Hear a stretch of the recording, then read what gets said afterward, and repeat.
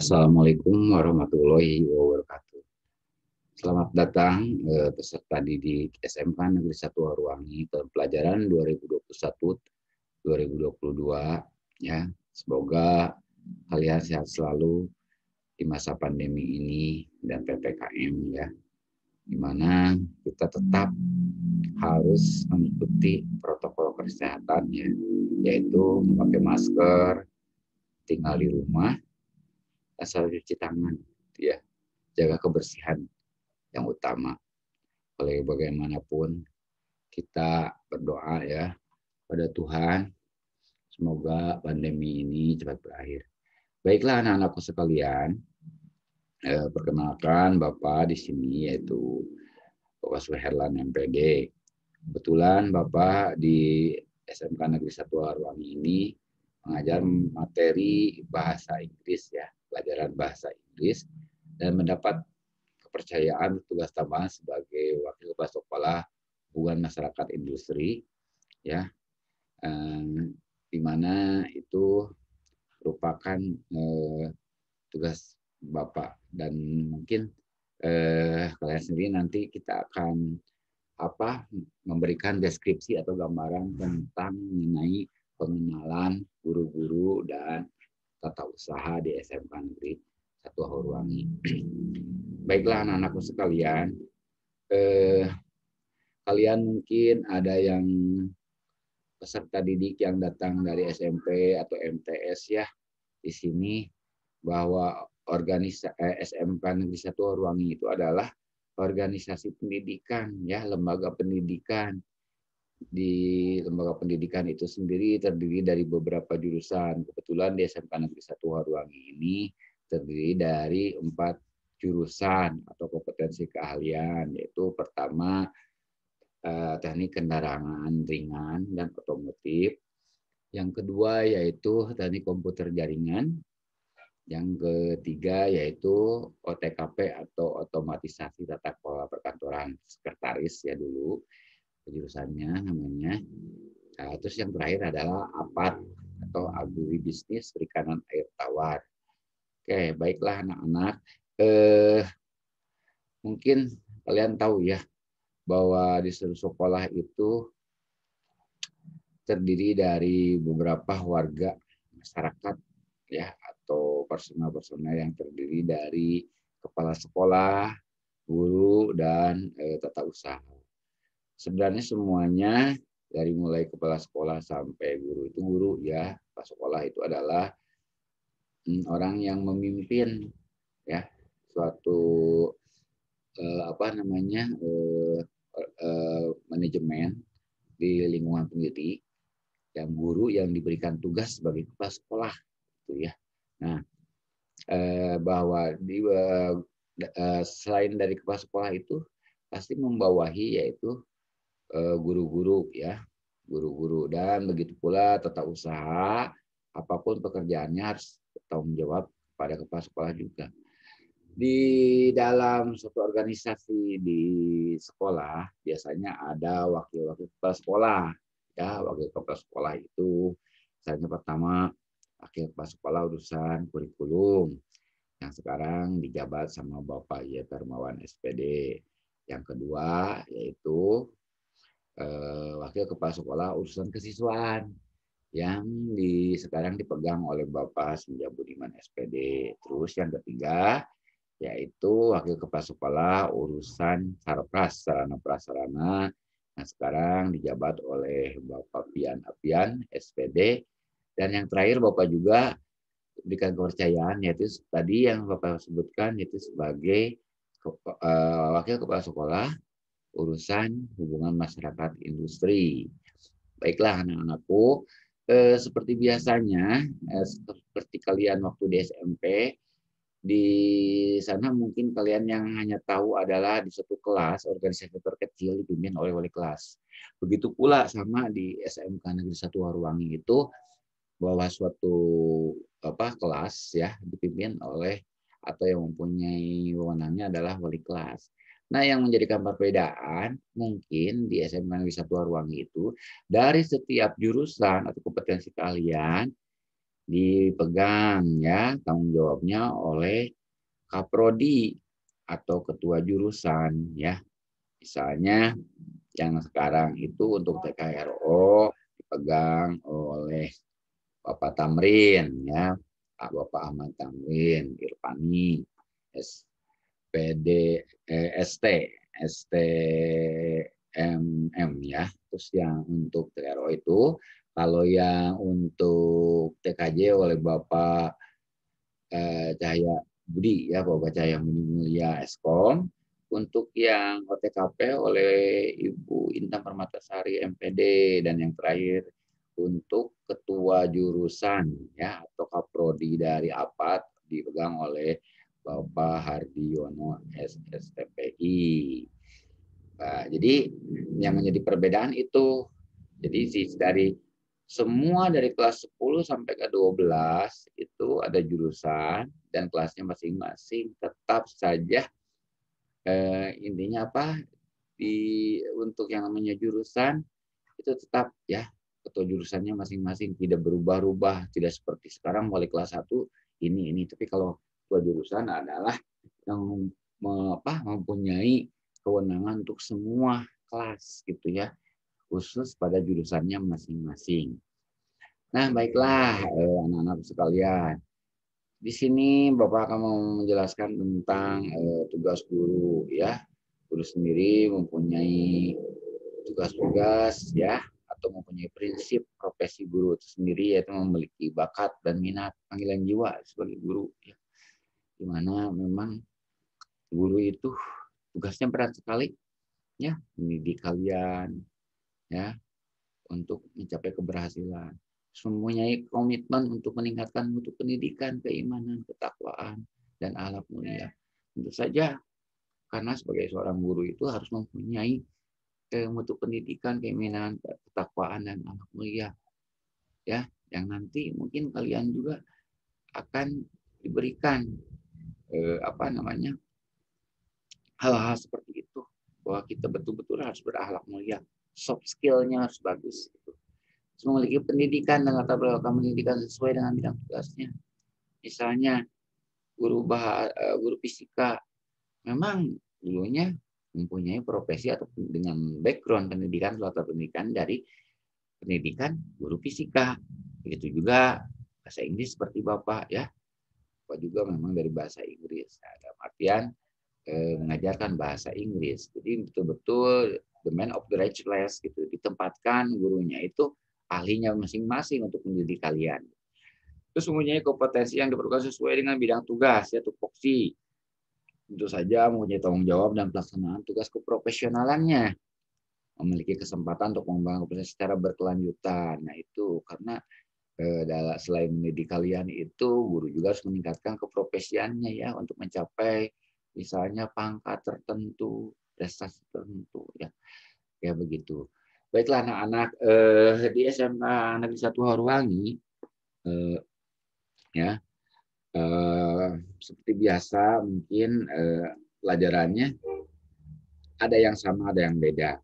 Nah, di setiap jurusan ada pembelajaran produktif yang hampir kurang lebih 70% lah ya. Dan selanjutnya ada pelajaran-pelajaran seperti yang disebut kalau di SMK itu sebutnya adaptif, contoh fisika, bahasa Inggris, matematika ya, itu adaptif, penyesuaian.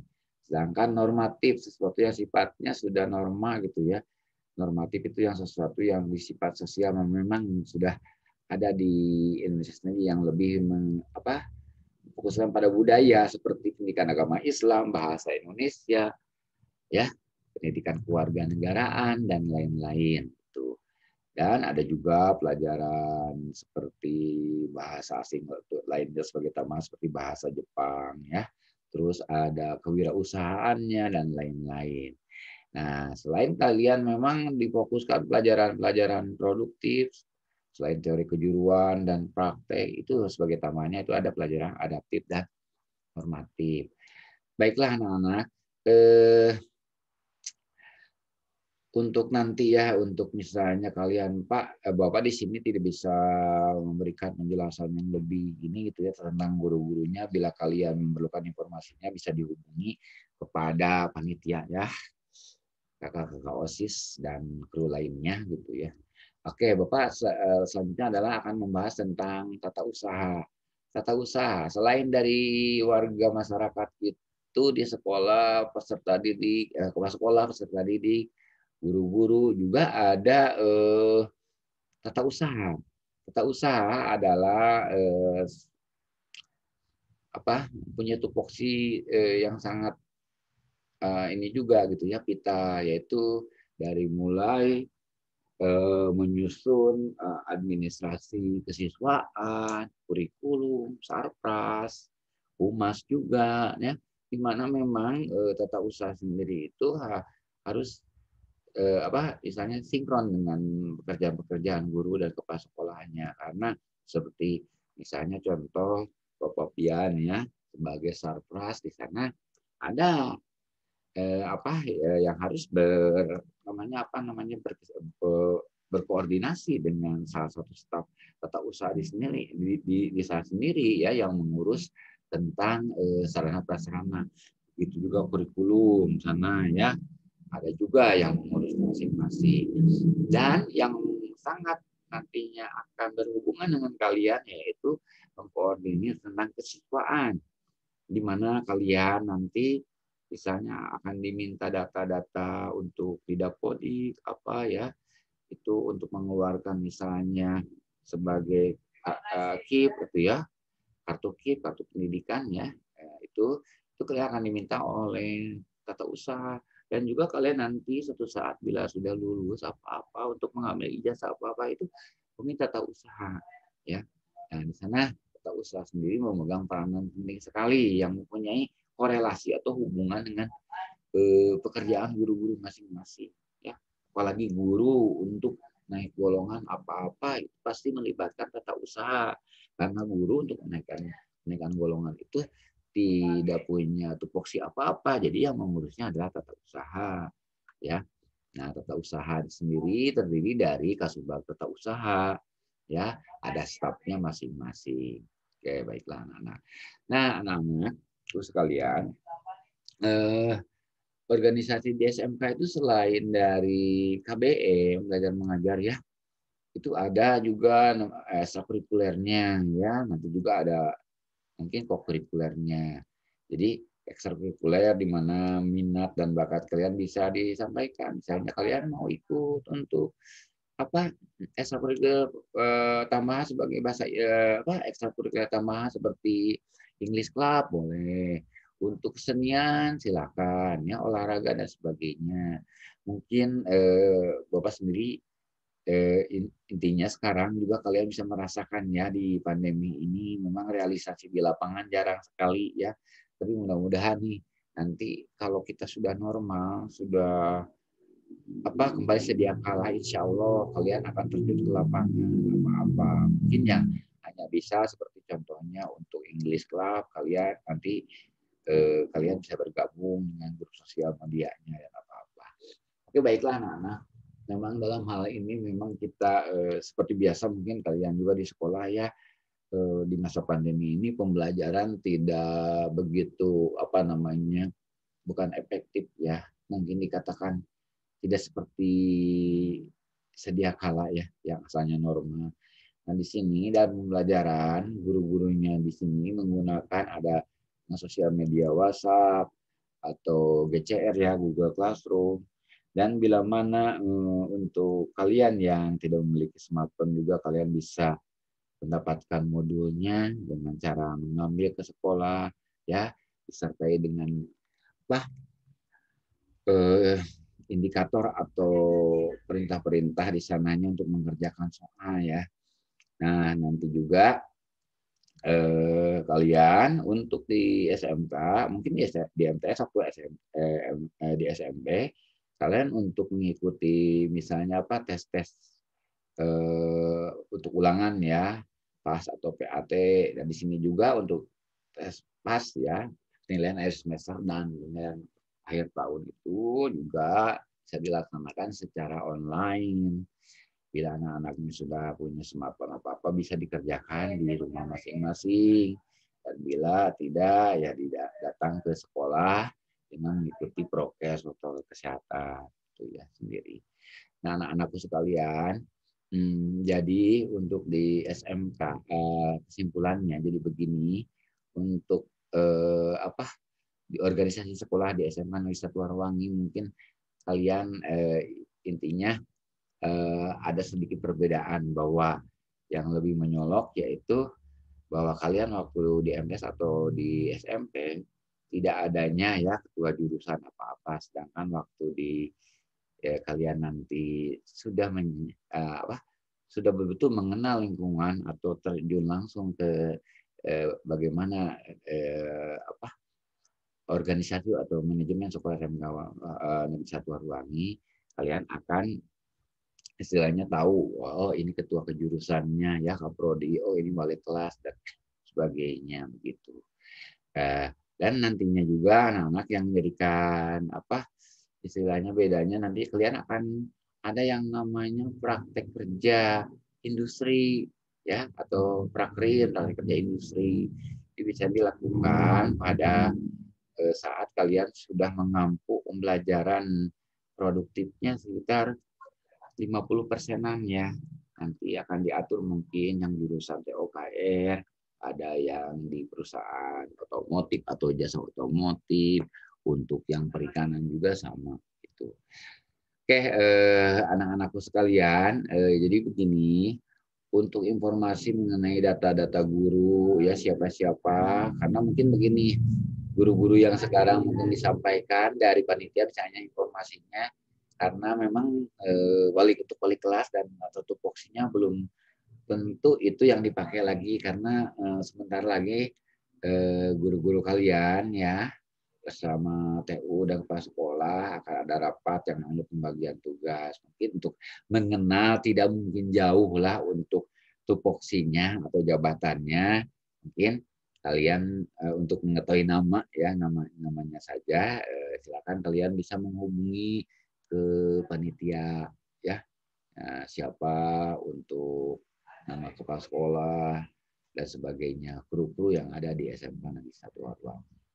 Baiklah anak-anakku sekalian, Bapak tidak bisa panjang lebar untuk menyampaikan materi pengenalan guru, tenaga pendidik, dan tenaga pendidikan atau tata usaha. Yang penting Bapak harapkan kalian selalu mengikuti protokol kesehatan, ya, pakai masker, cuci tangan, dan selalu sehat. Dan berdoa mudah-mudahan pandemi COVID-19 ini cepat. Begitulah materi yang Bapak sampaikan. Akhir kata, wabillahi taufiq wal hidayah. Assalamualaikum warahmatullahi wabarakatuh.